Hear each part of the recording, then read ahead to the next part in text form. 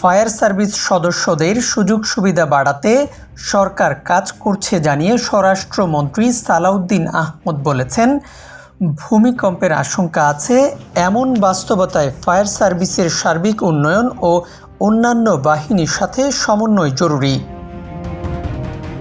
মঙ্গলবার সকালে রাজধানীর পূর্বাঞ্চলে ফায়ার সার্ভিস সপ্তাহ উদ্বোধন অনুষ্ঠানে এসব কথা বলেন তিনি।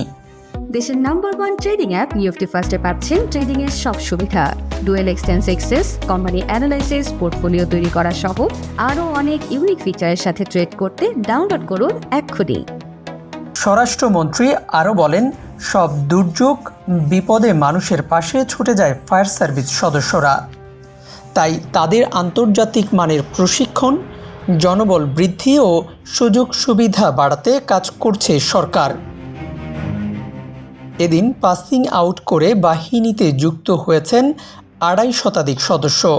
তাদের মধ্যে বুনিয়াদী ৯ জনকে পদক পরিয়ে দেন মন্ত্রী।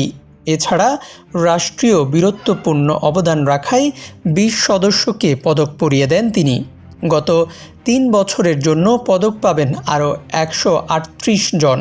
নিফটি ফার্স্টের সাথে ট্রেড করুন যে কোনো জায়গা থেকে, ক্যাম্পাসে ক্লাসের ফাঁকে, ঢাকার জ্যামে বসে কিংবা ঘরে বসে। ট্রেডিং এখন হাতের মুঠোয়, তাই ট্রেড করুন যখন খুশি যেখানে খুশি।